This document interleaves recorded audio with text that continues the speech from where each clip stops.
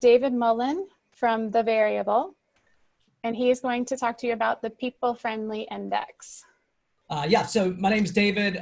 Easy way to think about The Variable is like a management consultancy fell in love with an advertising agency and they made a beautiful, beautiful little baby. We would be the beautiful little baby. Today, instead of showing you a traditional case study, I want to introduce you to something that we spent the last 2 years developing and building. We launched it about 3 months ago, and we set out to do it to help solve a really big problem for all clients. And that's the fact that most metrics are really one-dimensional. NPS scores, ACSI, brand perception, give you a really one-dimensional look at the business, and they don't gauge the whole picture. They don't tell you why you are increasing or decreasing, improving, or going down. And so that's not very helpful when you're trying to allocate finite resources, finite budget, teams and infrastructure and time to really focus on what will best drive the business forward. So we set out to figure that out. We partnered with VCU Brand Center's experienced design director for a research plan. We interviewed lots of psychologists and behavioral economists to identify the distinct brand actions that really support core human needs, surveyed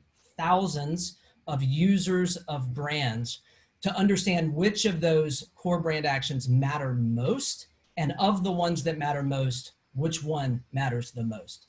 And so excited to introduce you guys to the People-Friendly Index.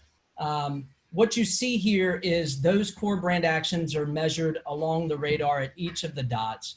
And each of those kind of ladders up into 4 pillars is what we've discovered. And this became very predictable and very reliable around integrity, around usefulness, around simplicity, and around resonance. And what it allows you to do is really understand where you need to place your bets to drive business growth over the next year or the next 2 years or the next 3 years. Next slide, please, Amanda. And what we have discovered too, as we've looked at this over the last 2 years, is that high scoring people-friendly brands outperform the market at a rate of 2x a rate of return. And so people-friendly isn't just something that feels good, it's actually profit-friendly as well. This is about driving the business. So next slide, I'm gonna show you guys this is like we consolidated a lot of work into 4 slides, but wanted to give you a little bit of a taste of the People-Friendly Index and how it can really drive decisions on where you place your bets. So this work is with Hanes, a global apparel brand.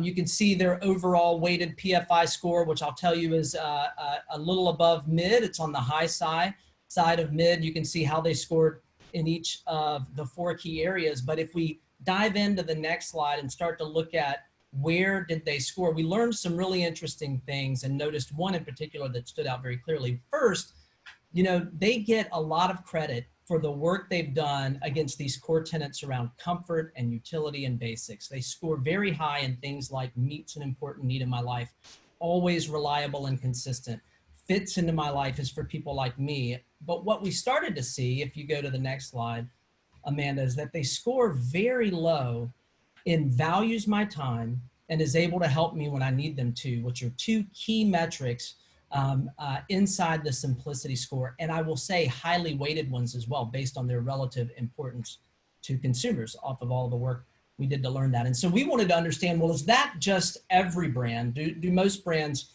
score low there? And so on the next slide, as we compared them to the average PFI rankings for high brands, what we see is they compete very well in terms of all of the key areas. Relatively, they're a little lower in some areas, a little higher in some areas.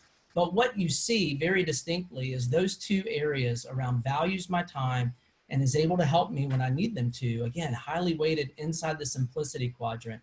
They way underperform compared to high brands. Well, then we wanted to look at that compared to low scoring people-friendly index brands. So if you go to the next slide, Amanda, it kind of completes the picture in that they outscore the average for low brands on every metric except values my time and is able to help me when I need them to. And so again, the goal of this, the point of this is to really understand, where do you place your bets? Where do you start to dive in and really drive the business?